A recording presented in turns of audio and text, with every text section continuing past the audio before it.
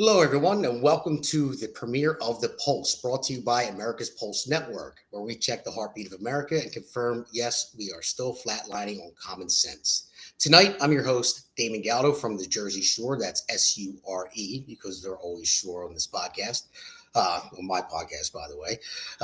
Now, let's talk about what this show is, what The Pulse is about. We're just a couple of Americans with the dangerous amounts of common sense, and I know that's shocking in today's day and age, but we still have common sense. There is some, even though we're lacking. So we didn't come together for fame, glamour, or mashing DEI quotas. We came together because we're tired of the lies and sick of the spin. And let me say this with all the sarcasm in my soul. Of course, we thought it was brilliant to elect a dead guy for president in 2020. Genius move. Who better to lead the free world than someone who makes Weekend at Bernie's look like a documentary? We totally support government overreach, reckless spending, and all the isms: socialism, Marxism, fascism, communism, except for the two isms that created the greatest, most powerful, and most sought-out country to live in: capitalism and patriotism. We believe men can become women and women can become men, and your cat might be your spiritual gender guide. We think the borders should be as wide open as Doug Emhoff's nanny, and we definitely love when kids are sexualized in classrooms while their parents are told to sit down and shut up. We support DEI because merit is racist. We chant America last from our climate-controlled Priuses. We're all in on killing babies, canceling God, and jailing our political opponents for having bad vibes. And the grand finale, let's totally eliminate the First Amendment, because who needs free speech when you have fact checkers? Now, obviously, I'm joking. We are the complete opposite of that garbage. We're here because we believe in truth. And the thing about truth, it doesn't care about your feelings. It doesn't bend for narratives. And it sure as hell doesn't come with a trigger warning. Every week, right here on The Pulse, we're bringing you unfiltered, uncensored, unindoctrinated truth. No corporate overlords, no propaganda, no political puppets, just facts, freedom, and a whole lot of fire. So grab your coffee, your Constitution, and maybe a stiff drink, because America still needs a wake-up call, and we're here to deliver it loud and clear. This is The Pulse, and we're just getting started. So now, for tonight, I want to introduce our host. I'm going to welcome Alexandra Levine, a.k.a. our own Peter Ducey, firebrand from Alexandra Levine Live. Thank you so much for having me. No problem. Also, our other host, Seth Eisenberg, who's filterless, by the way, from the Conservative Corner. Hey. And our guests tonight are the fearless queen of bass, Elena Barbera from the Bass Mother. Hello. And the never phased Tim Fazenback. Tim Fazenback. Sorry about that, Tim. I swore I wasn't going to get it wrong, but it's all right. I'm the DEI hire of tonight, so we're all good. Got it. So, all right. Well, so we're going to go into our first segment. Our first segment is cold as ice, and we're going to be talking about Baraka, who is the mayor of Newark, New Jersey. He's also running for the governor of New Jersey, and also Congresswoman Bonnie Watson as well. We're going to play a quick clip and just take a look at it real fast, and then I'll get into it, what it was. Circle the mayor. Watch out. Watch out. Don't touch us. Don't do it. No. Don't touch us. All right. Back up. Don't touch us. This is not right.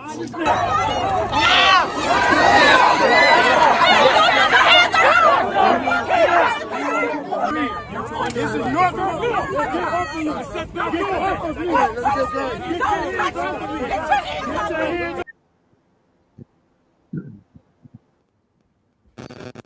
Now that right there was elected officials at their finest. They're Democrats, of course, trying to break into an ICE facility in Newark, New Jersey. A new ICE facility just set up. It was brand new, probably better than any prison system out there in the state of New Jersey. And they decide they're going to try to break in. And then after they try to break in, they get arrested. And then they call themselves the victims. So, of course, they're the victims because they tried to break in an ICE facility. So instead of representing their constituents like they're supposed to, they're going to go out there and break the law and then cry that they got assaulted. When we actually see them pushing their way through and pushing federal officers and ICE officers, and they wound up getting arrested. And of course, they're not to blame at all. They're the victims. So I guess what do you think? We'll go to Alexandra first. What do you think about something like that? I think it's disgusting. These are elected officials. They're going against their constituents. The fact that they're supporting these illegal criminals instead of supporting the Americans that voted them in is asinine, and they all need to go to jail, in my opinion. I think we're all on the same page with that for sure. But all right, now I'm going to go to. I'm sure we're going to get something really good out of this one. So you smiling already? He knows I'm going to. Seth, let's get your thoughts on this one. All right. Well, the first thing, I was raised by a police officer, so I firmly believe in law and order. I was raised like that. Secondly, the second you touch a police officer or a federal agent or anybody who's in law enforcement, you need your mouth split wide open. I don't care who you are. You don't get to go around touching people, especially police officers, when they're trying to do their job. They weren't acting outside the scope of their power. They were trying to keep them out of a detention center. And the second those Congress people put their hands on those cops should have started splitting wigs. Those people are no different than me. If I pushed that cop, he'd have punched me in the face. They should be treated the exact same way as anybody else. And then when they're picking their teeth up off the ground, then they get handcuffed and drugged to a cruiser and taken to the local lockup. It's that simple. You don't get to hit cops. I don't care who you are. No, I'm with you there as well. I mean, as you think about it, I want to compare like the left. They always try to blame everybody. And I'm going to take this to you, Elena, afterwards. They always try to blame everybody for exactly what they're doing. And that's straight out of Hitler's playbook. Joseph Goebbels, Hitler's minister of propaganda, he once said, accuse the other side of that which you are guilty. And that's what they do. And that's exactly what Nazi Germany did back in the day. They claimed that they were fighting for their democracy and they were the victims of conspiracy theories and stuff like that. And they indoctrinated their kids growing up. It didn't happen overnight. It happened over a generation. But I think that's the same thing the left are doing. What are your thoughts, Elena? Oh, well, absolutely. I mean, we've been gaslit by them for years on every single thing that they have accused us of doing. They're doing. It's like being in an abusive relationship with my government. That's how I feel. That's what it's been for years now. But the thing that I think we have to talk about is that members of Congress by law do have the right to enter and inspect and offer oversight at ICE detention facilities. They can. The mayor has no right. And anybody else that they're going to bring in who's on a short list of people that have rights, like staff members of Congress, they require at least 24 hours. And in most cases, Congress is allowed to go in without any notice. That said, they were interfering with the prisoner transport. They were putting their hands on officers. They brought a crowd of protesters with them. They were not going there because they cared about the prisoners inside. They were going there to put on a show, and put on a show they did. Yeah, they did. I mean, it was a disgusting display of a show. And the thing is that most of the mainstream media eat it up and they say, oh, look at it. They care. They care about the people. No, you're right. It was a prisoner transfer. They were getting off a bus when they tried to push their way in.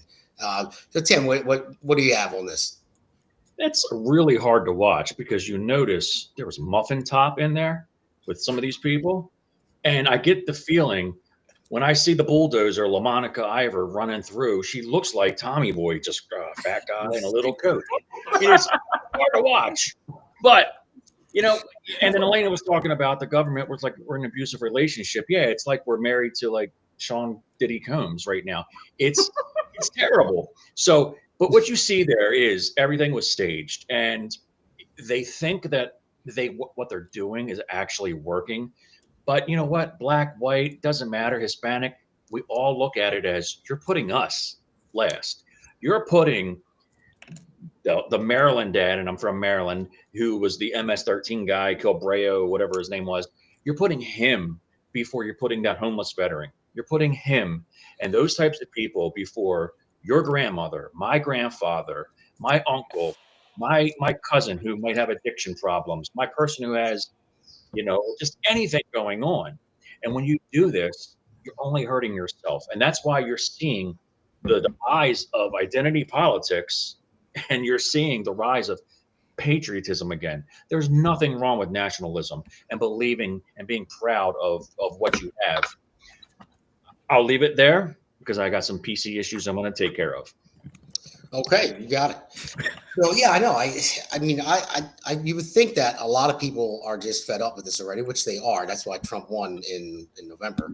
But the only thing I keep telling people and all the listeners out there too, you can't take your foot off the gas. You got to keep going, because they're obviously, the left are willing to die on these 80, 20, 90, 10 issues for whatever reason, and they can keep trying to do it. Let them. Yeah, it's only going to piss more people off. It's only going to keep more people like us involved, because it really, every time I see it, I can't stand it.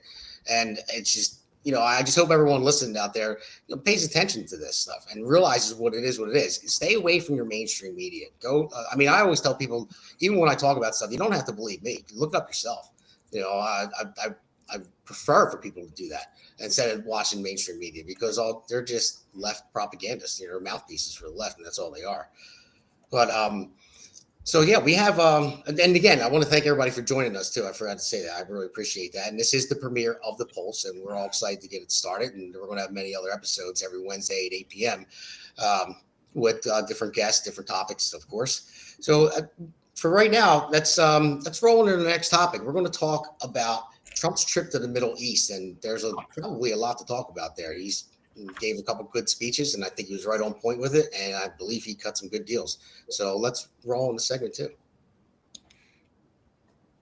Among others, and friends of mine, people that I have a lot of respect for in the Middle East, I will be ordering the cessation of sanctions against Syria in order to give them a chance at greatness.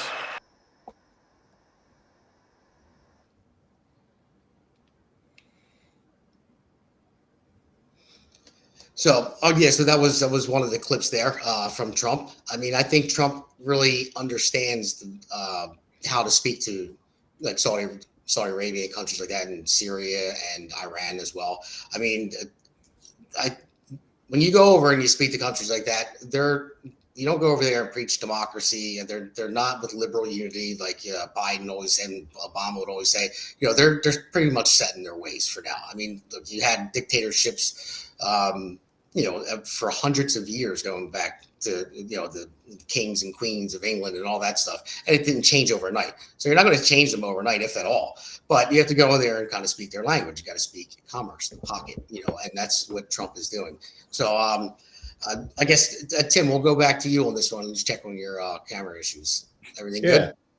Yeah, it's like it's unbelievable to see what's going on in the Middle East. And if you actually step back and you think about what President Trump did with the Abrahamic Accord, he should have deserved a Nobel Peace Prize. Not that those things really matter to many of us, but it's crazy that the left will do anything opposite of what President Trump, whatever he says or does. So you see him now, and he's securing peace in the Middle East, and it's going to be extremely hard, but he's doing it. And then you have the left just going crazy. And he's not even involving Israel at this moment, which is even crazier, because we know the left basically hates Israel and hates Jews. So not all, but you've got him doing things that are inspirational, not only to Americans, but to the world.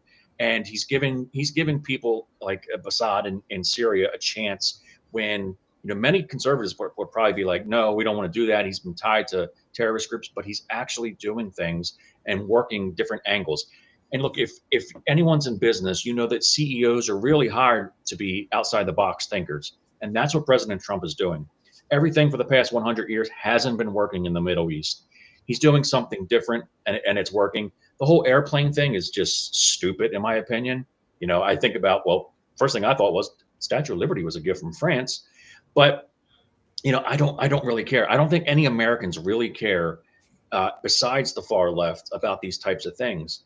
The left thinks of President Trump as Borat, and he's over there making a fool of himself. But what's really going on is he's actually setting the bar extremely high, and you see the respect that he's getting from these princes, kings, and all these other people in the Arabic world and just around the world in general. Yeah, you're right, because believe it or not, they're not isolationists, and Trump isn't either. And a lot of people think about they call him that and call those countries that. They're really not. So I think we have some more clips. Let's play another clip, and then we'll take it down. But with that said, Iran can have a much brighter future, but will never allow America and its allies to be threatened with terrorism or nuclear attack. The choice is theirs to make. We really want them to be a successful country. We want them to be a wonderful, safe, great country. But they cannot have a nuclear weapon. This is an offer that will not last forever. The time is right now for them to choose. Right now, we don't have a lot of time to wait.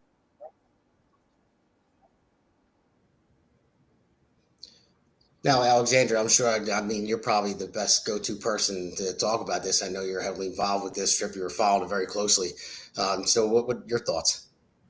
Well, as we know, when President Trump was in his first term, he said that Iran will never obtain a nuclear weapon. He pulled us out of the horrible Iran nuclear deal that Barack Hussein Obama put us in. And he's saying it again. We're not going back to the horrible Iran nuclear deal. And what did President Trump do? So President Trump with the Crown Prince Mohammed bin Salman signed a series of agreements on energy, defense, and other areas, making a $600 billion investment into America.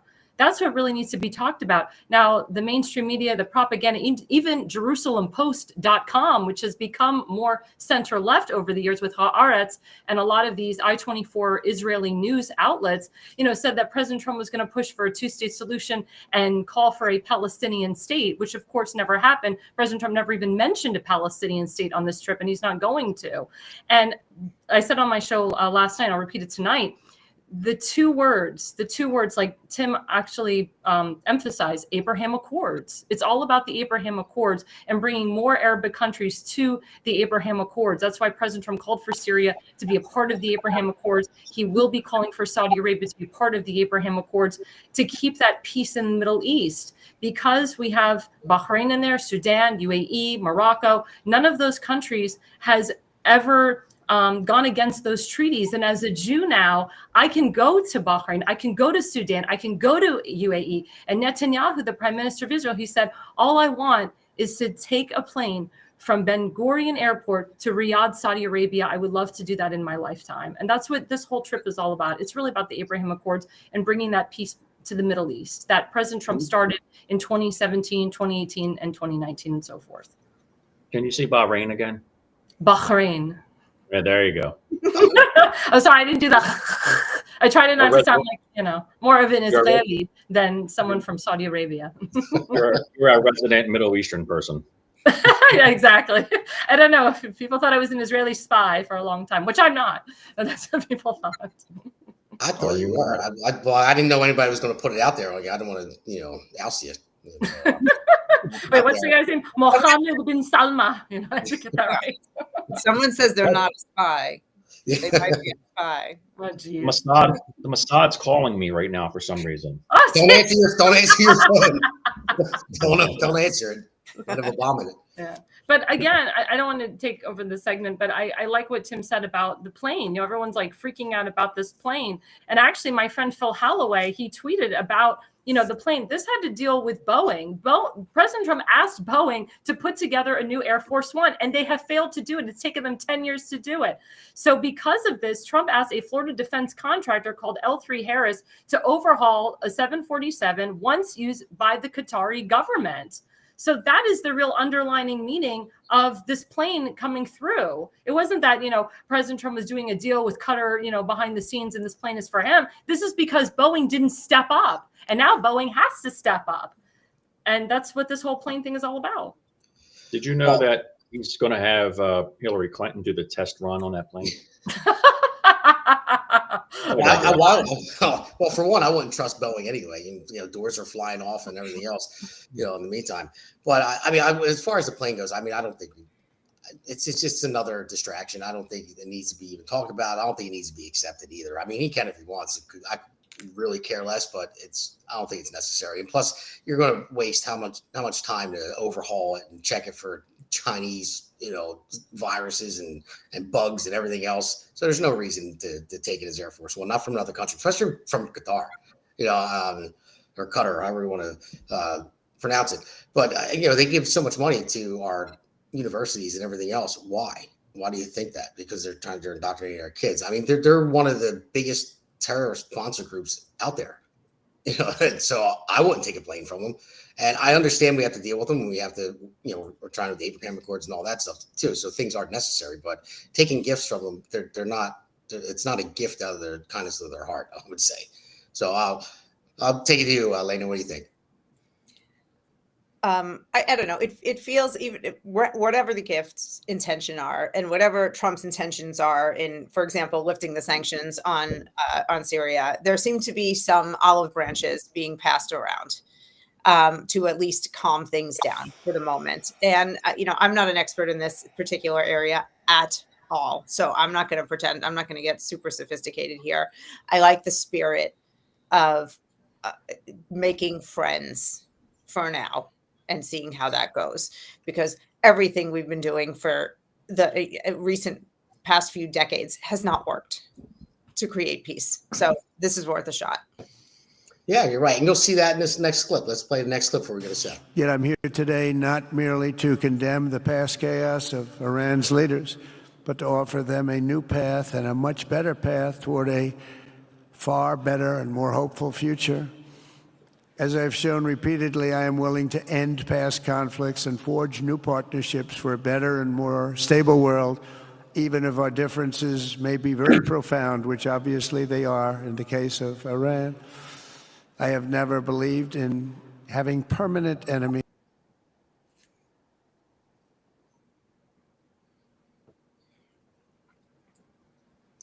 All right, so that's that clip. Seth, in the end there, he was saying he never believed in having permanent enemies. And he goes even further to say that, and I think that's important. You don't need to have a permanent enemy. He even goes on to say we used to be enemies with many other people, with England, with Germany, but now we're allies. So that's a point he was trying to make. So let's hear from the unfiltered. Well, I was in the military, so I've dealt with those people firsthand, and I don't trust them. Not a single one. We're talking about countries that still behead people, cut people's hands off for stealing, subjugate women, deal in slavery, and in their religion, they are allowed to lie to you.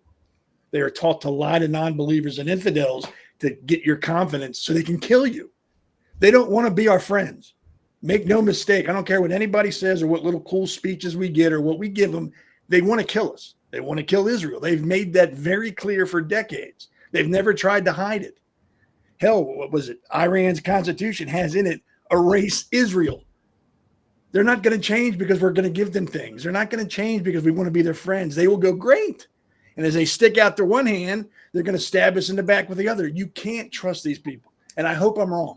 I hope these countries come around and they become great. We all can get together, hold hands, and have a big unicorn cake and kiss and hug each other. But I am telling you, they don't like us. They are using us for right now. There's an angle being played. They're doing something because they want something in return. And who knows, maybe that's what they're doing.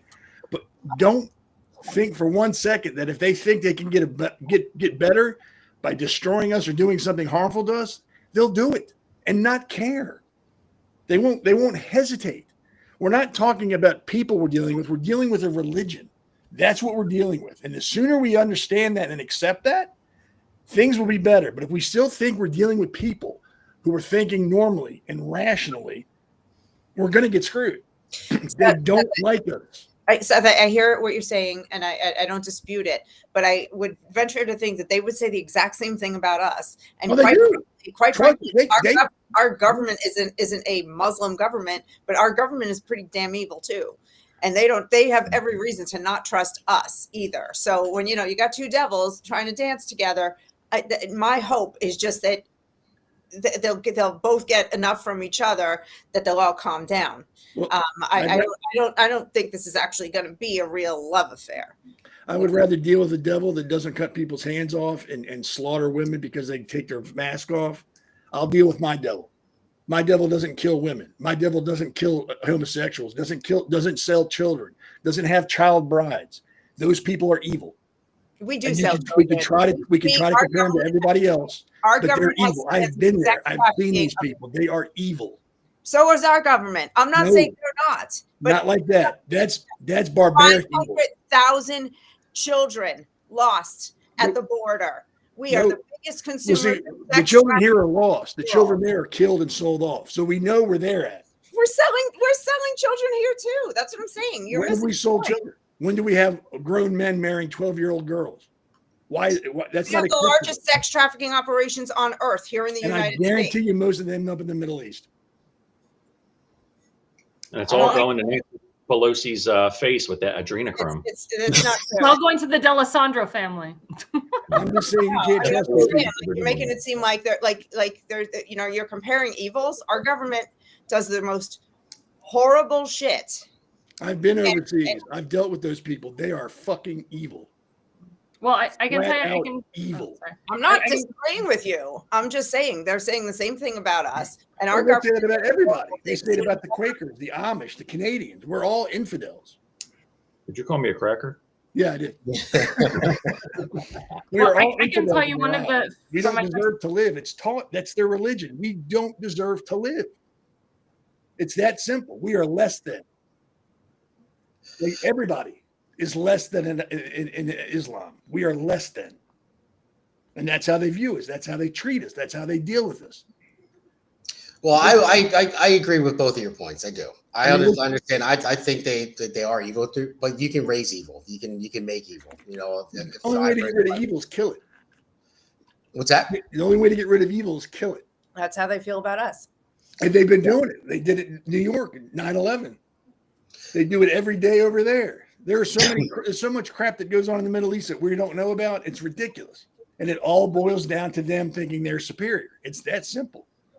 Well, I hear you there, but one thing, of course, I trust my country before I would trust theirs, and I think that we do have better morals than they do. I do believe that, but at the same time, if you look at it, it's never ending. You know, you can have a terrorist come and blow up a building here, and people die, and then we have airstrikes over there, and then a son sees his father blown up right in front of him. Then what? Then he's going to grow up feeling the same way, and it's a vicious cycle over and over again, and that's the hard part to stop. But Seth, I agree with you there. That I would say that they are evil. Their religion is a little bit more radical than ours. We don't think that if we kill people and sacrifice ourselves, take murder 30 people, that we're going to go to heaven with I don't know how many virgins there. 72. How many? 72. I was way off then. I was thinking less than that. Well, I don't know. Like I said, I hope I'm wrong. I hope I'm completely wrong. And for some reason, all of a sudden, they viewed us in a different light. But history tells us that's not the case. Well, I can tell you that one of the objectives, and so I heard my objective organization, Miriam Adelson, and so forth, was that Trump wants to negotiate with the Arab world, and they will form a Mideast NATO alliance, and Iran will not have any power over them. They will prosper and normalize trade with Israel, and Israel, in the end, will become a superpower. I hope. And that's one of the main things that Trump wants to do.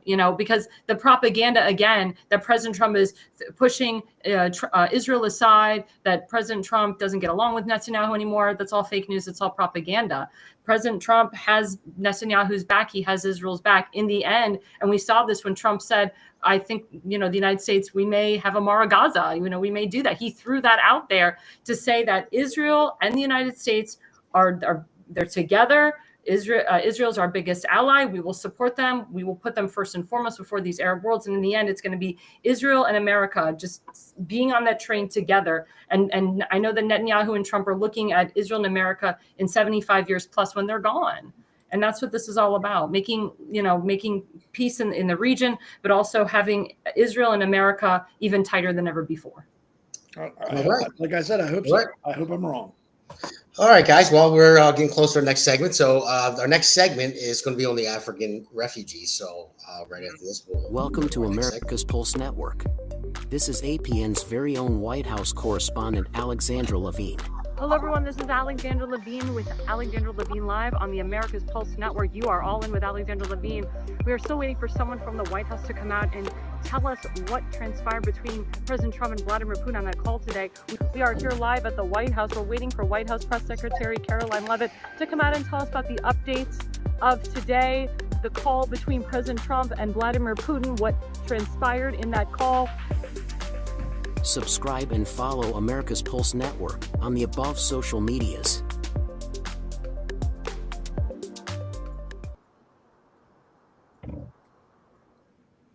All right, everybody, welcome back to our next segment. Welcome back to The Pulse, everyone. Thank you for joining us, all the listeners out there. Again, this is the premiere of The Pulse. It will be on every Wednesday at 8 p.m. Eastern Standard Time. So always feel back to come back and join us after this. We're not over yet, though. We're on segment 3. So segment 3 is we're going to be talking about the African refugees that just sought asylum here in the United States. Now, Trump and the administration has kept a lot of flack over it because they're from South Africa and they're white. So the way I see it has nothing to do with the color of your skin or your race. I would say the number one thing, number one is they did it legally. They did it the right way. So there's no complaints about illegal border crossings doing it the wrong way. They were actually in trouble. They filed a claim for asylum and they were given it. Now, there's also other pluses to it too. I mean, they do speak our language, and they're, if you want people to come to your country, not the fact, I wouldn't say that people don't speak English or they're not used to your culture, or they're seeking asylum, everyone should still be given that chance. But it's easier to assimilate people that are part of your culture. But that's not the only reason. The main reason is they did it legally and they were in trouble. Their lives were in danger. They're killing white farmers over there, and there are clips out there showing that. So let's play the clip for this segment, and then I'll take it to you, Seth, while you're still on fire after this clip.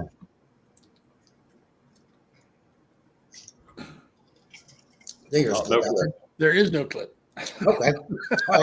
I thought there was a clip. Oh. I thought I saw a clip. There was a clip. There's a clip.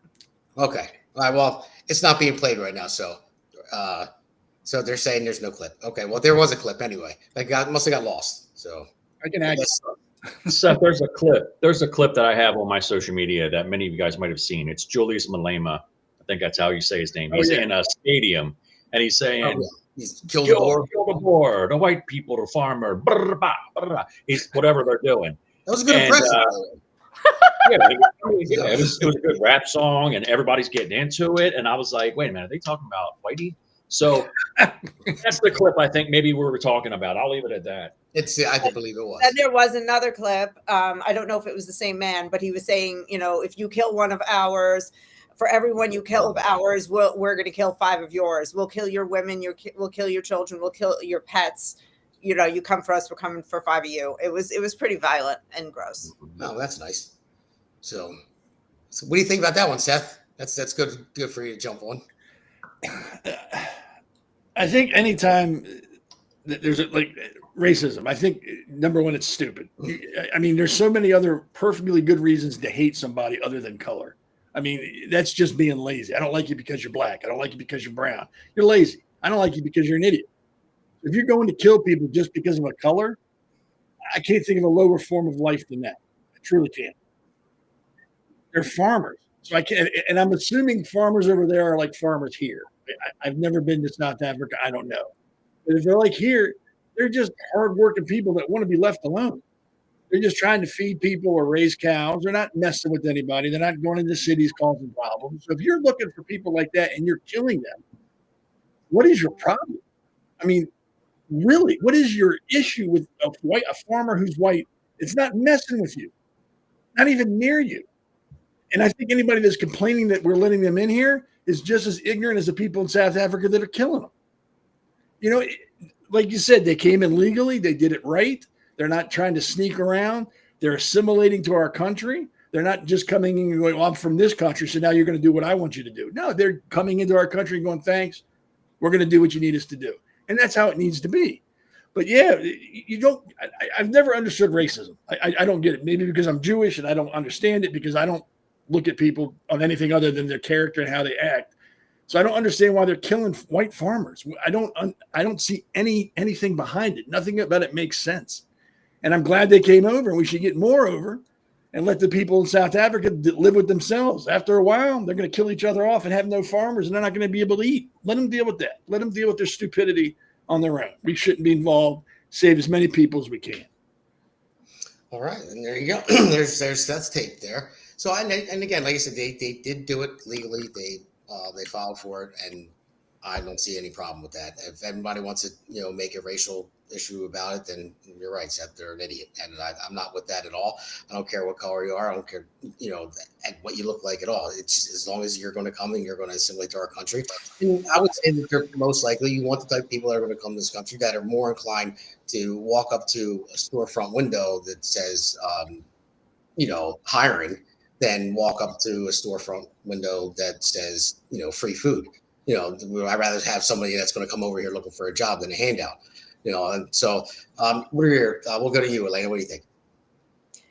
What's bothering me most about this is seeing people on Twitter and in the news basically denying that white people are being killed in South Africa and just saying it's not happening. And the only reason we're taking these people is because they're white. And it's insulting to what's happening. I mean, probably everyone here has known for years that these farm murders have been happening. I just learned about it last year myself.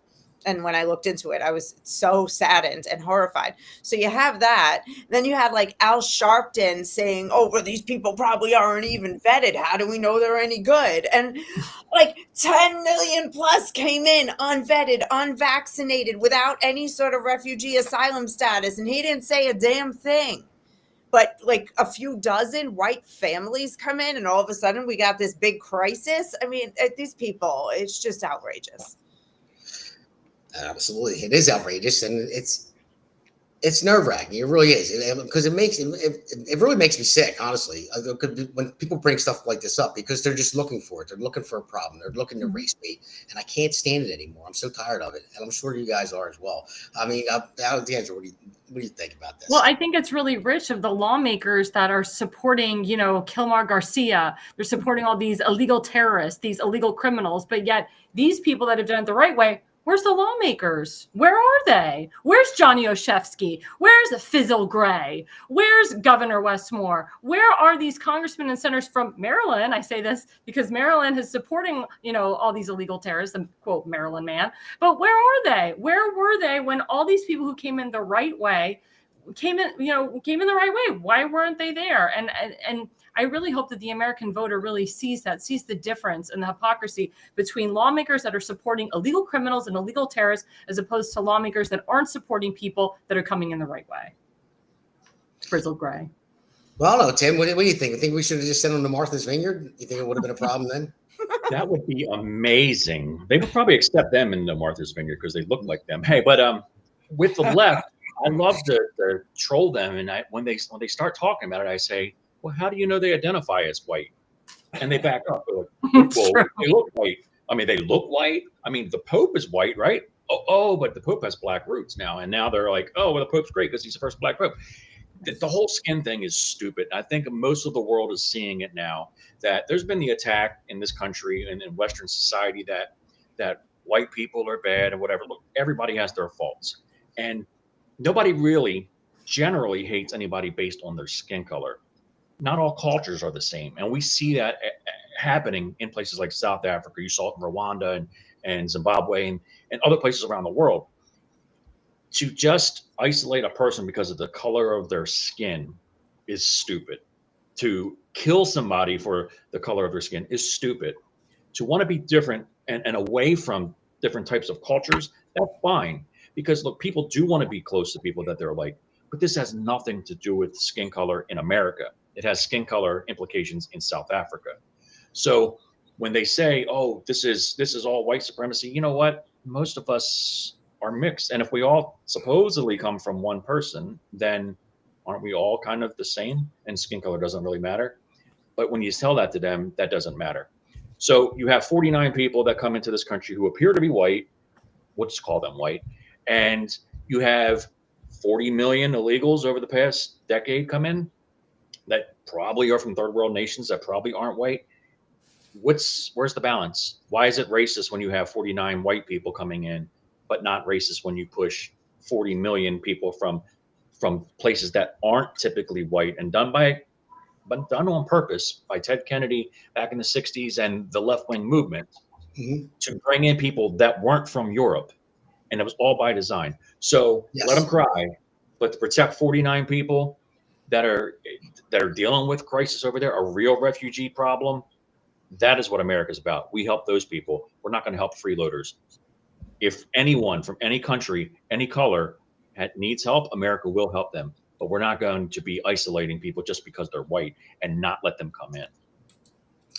Yeah, but I personally think it's not really because of white and black or race or anything like that. People use it as an excuse. That's what it is. It's an out to get away with something that they normally wouldn't get away with. You know, they'll play the race card all the time, whether you're white playing it or you're black playing it or you're brown playing it, whatever it might be, or Asian. So if you use race for an excuse, then that's your easy way out because you want to do something fucked up and you know it's wrong and you did it, and now you're a victim because you're this or you're that. And then people just want to keep it out there. I mean, Morgan Freeman said it the best a long time ago. You know, how do you end racism? He said, stop talking about it. Yep. You know? So, I mean, that was the simplest answer I've ever heard and probably the best. Stop talking about it. But people don't want to stop talking about it, especially the left. They want the division. They want the hate. They want the divide because that's what they use. It's what they use for elections. They use it for votes, and they use it to keep people divided right down the middle. And so we got to go to Seth real quick because we only have a little bit of time for this segment. I agree with what everybody said. I mean, who cares if they're white or if purple with 7 arms and 2 eyes? If they're being attacked and victimized, help them. I don't. That's all I care about. Are you a victim? We're going to help you. That's all I care about. Everything else is smoke and mirrors. You're being murdered. We're going to help you as long as you get to this country, like Tim said, and you don't expect a handout. If you get over here and you assimilate and you work with it, I have no problem helping you. I don't care what your color is. As long as you try to assimilate and make yourself better, I'll help you all day long. And like Tim said, if you come over and go, no, I want you to do for me, then I got a problem. Then I got no problem bouncing your ass out back to your third world shithole. No problem at all. Yeah. But if you come over here and you want to work and you legitimately need the help, I'm all for it. I have no problem at all. I'll do whatever I can to help you. As long as I know you're here for a legitimate reason and you are also trying to help better yourself and you're not depending on everybody else to do it for you. I have no problem at all. If someone has 7 arms, do we really want them here? I do. I can make money. Definitely. Well, they'd make a good bartender. They could stock shelves so fast. They come in here legally. We'll take them. I was thinking something else. We won't go there. All right, so we're wrapping up on this segment. So let's take a quick break, and we'll go to our next segment, which is going to be talk about black fatigue, which has been trending on X lately, and we'll get into that. So, America's Pulse Network. The mainstream media is bought and paid for. The truth is twisted to fit their agenda.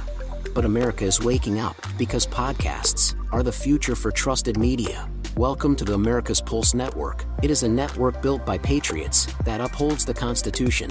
The America's Pulse Network stands for God, truth, and the America First movement. There is no corporate propaganda, no government spin, just real news, real talk, and real voices fighting for faith, freedom, and the future of this great nation with common sense. Here are some of America's Pulse Network podcasts. Alexandra Levine Live, hosted by Alexandra Levine. Jersey Shore Podcast, hosted by Damon Galdo.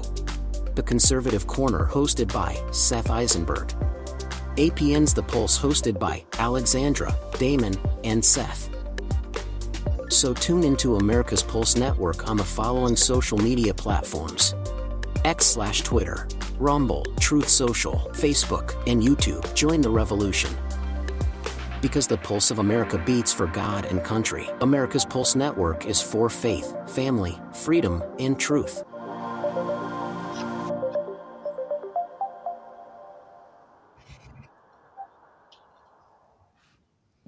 all right, and everybody noticed that last word, and that was truth. And I said it before, you know, the thing about truth, it doesn't care about your feelings. It doesn't bend for narratives, and it sure as hell doesn't give you any trigger warnings. So this is just going to be truth coming out. Let's play the first clip because it's going to get into why this topic we're going to talk about could be looked at as controversial, but it's really not. It's just the truth, and it's a fact, and it's what's trending on X right now. And black there's a good reason fatigue for is it. real. Let's play the first Everybody clip. is tired of black people, but it's 2 specific types of black people that everyone is tired of. Number 1, everybody is tired of loud, ghetto, and ratchet, and violent, and mean, and angry all the time. Everybody is tired of them. Nobody wants to deal with them. Even other black people do not want to deal with these people. You know when you see them in public, you know when they're going to give you attitude at the CVS. Everybody knows it and they want to avoid it. The second group of black people that everybody is tired of is this sort of like fake black bougie intelligentsia who kind of like walks around telling everybody how they're supposed to think or speak or act when it comes to anything black. These are the most privileged black people in the world. These people have built enormous platforms and have so much money, and yet they are still perpetual victims all the time. And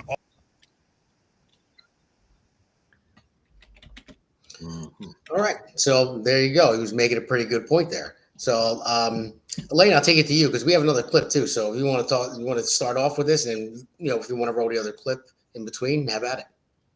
Well, I got to say, I'm glad that this phrase "black fatigue" has been put forth in this, because I was feeling it, but I didn't have the words for it, and I'm sick of it. I am sick. I was raised in Brooklyn, New York, in a melting pot. We all got along fine. Were there racists? Sure, but it was so small. Racism was almost completely solved in this country, and then the Democrats had to come in and give it a blood transfusion every single day until now. We have a situation where, black people are giving me side eye. Like, I walk down the street and this happens and smile at somebody.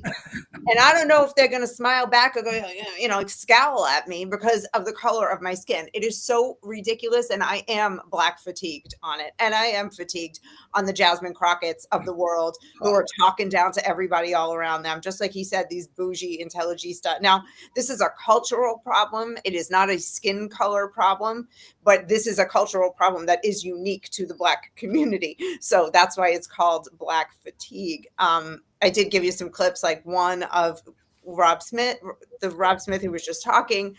He said there were two categories. There's like the ghetto ratchet people who were just sick of their behavior. And then there's the bougie intelligista. So whenever you're ready, we can give the audience a sampling of what we're talking about.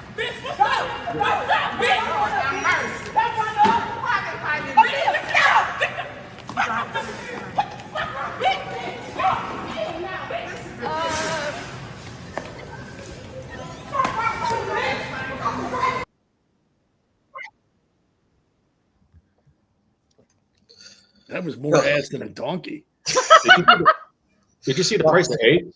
I know. That was the produce section. What is going on? I forget the name. I saw that on Instagram. Actually, I forget the name of the guy who was narrating it. It was a black guy in these conservatives. Morgan Freeman. Well, maybe it was. Maybe it wasn't all of them. but he did a nice narrating of it, and it was hilarious. I mean, that scene wasn't hilarious, but what he was saying made it out to be. It actually was. But yeah, I mean, it's like, come on already. That would fatigue the shit out of me. It's like you're going out to go food shopping, and then you have that break it out. No, I can imagine being in ShopRite going by like, well, maybe my wife, because she hates when I food shop. It's not a sexist thing. She just doesn't let me food shop. Right, because you probably buy all the wrong things. I do. That's the reation why. And it takes me forever because I can't find anything.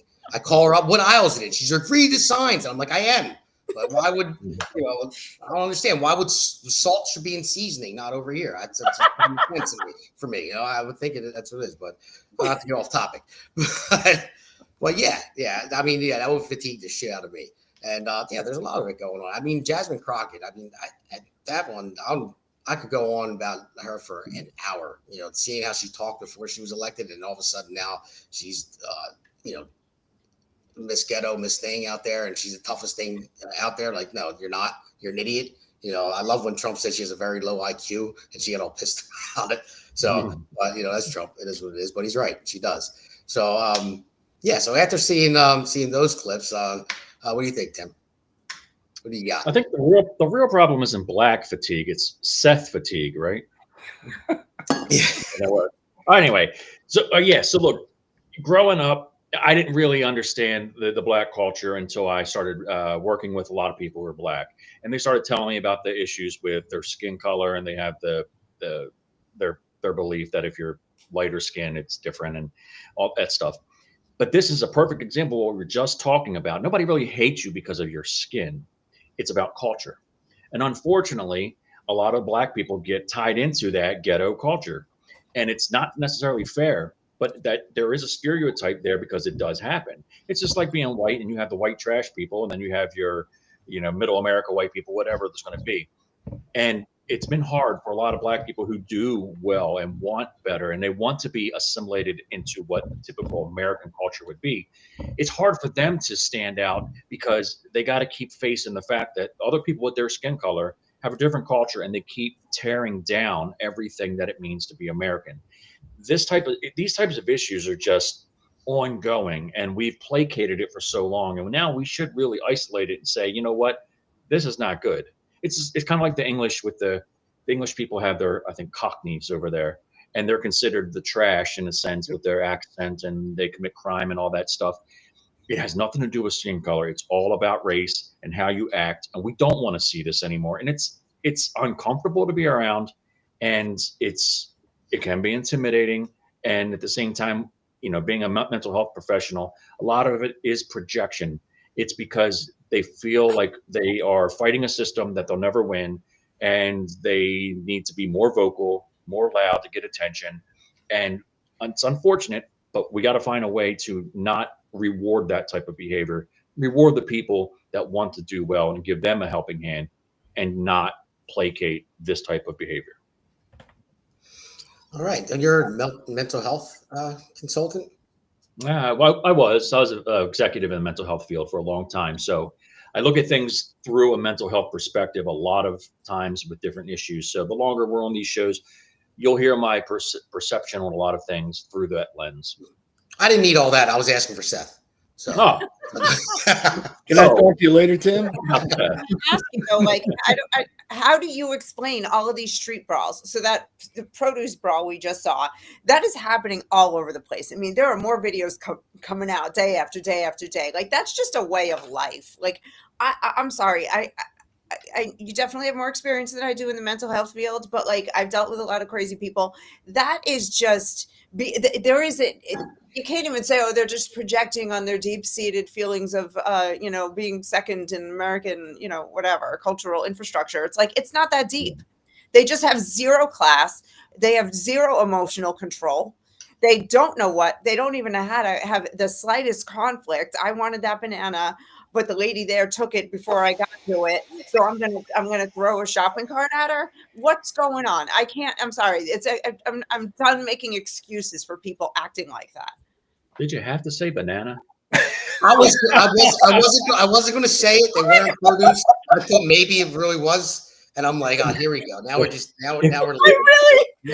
eat bananas like every day. I eat bananas all the time. That's why I wish I had said orange, but I didn't. I already said this segment was going to be controversial. Now you just If I can respond to that real quick, you're right. I mean, a lot of it's Maslow's hierarchy of needs, and if people aren't familiar with it, there's your basic needs that you need to survive, and then it moves up and through civility in a sense. And a lot of it is tribalism, and it's impulse control, and it's about giving me what I want, and it's about feeling good now, not building for the future. And a lot of it's learned, and some of it is innate, and so you can't make excuses for them.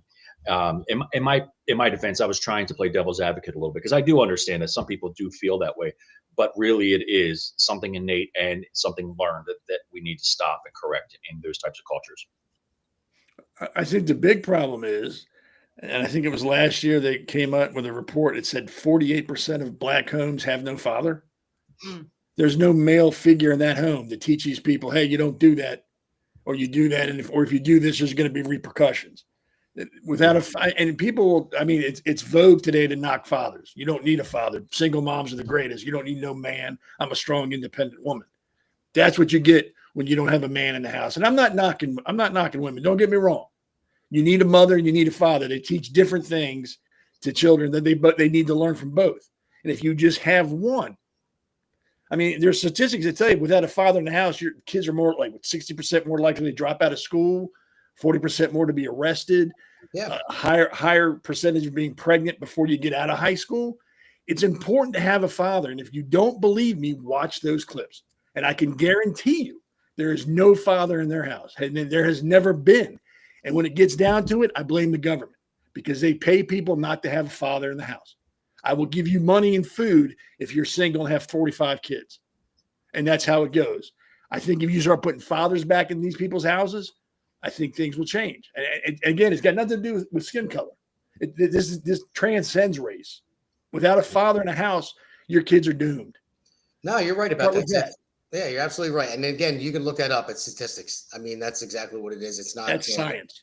Yeah, it is. It's science.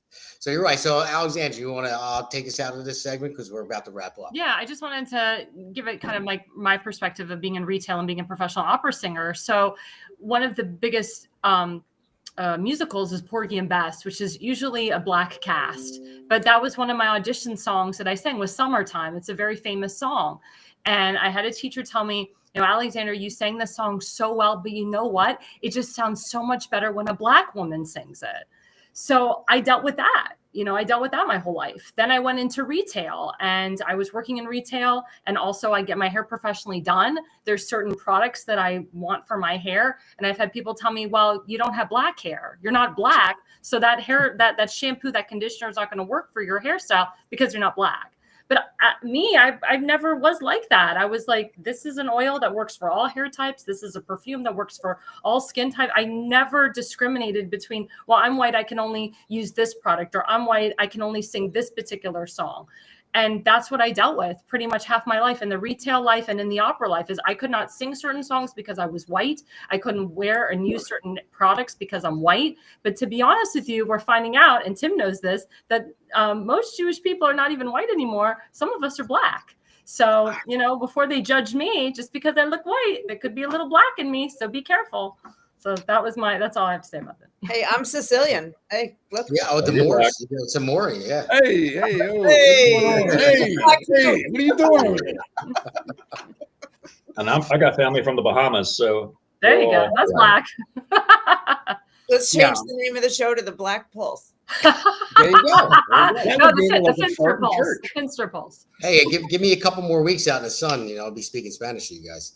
So everybody comes up to me and speaks Spanish right from the gate. I'm like, I took it in high school, buddy. I said, but I'm not following you. So, all right, everybody. Listen, thank you for joining us. I mean, great show, great premiere. Loved it. A lot of stuff to talk about. We could have talked about so much more, but we're running out of time. And all the listeners out there, thank you for joining us. We will be here every Wednesday at 8 p.m. And you can catch us live on Rumble, YouTube, if you just look up the America's Pulse Network. You can also go to our Facebook pages, our X pages, our social media. You can follow us on that. It was all put out there in the promo.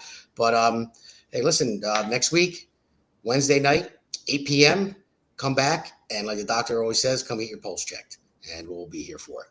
All right. Thank you, everybody. God bless America. Have a good night.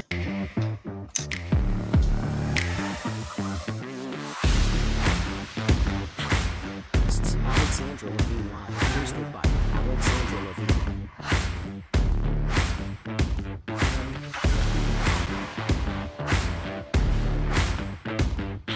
Jersey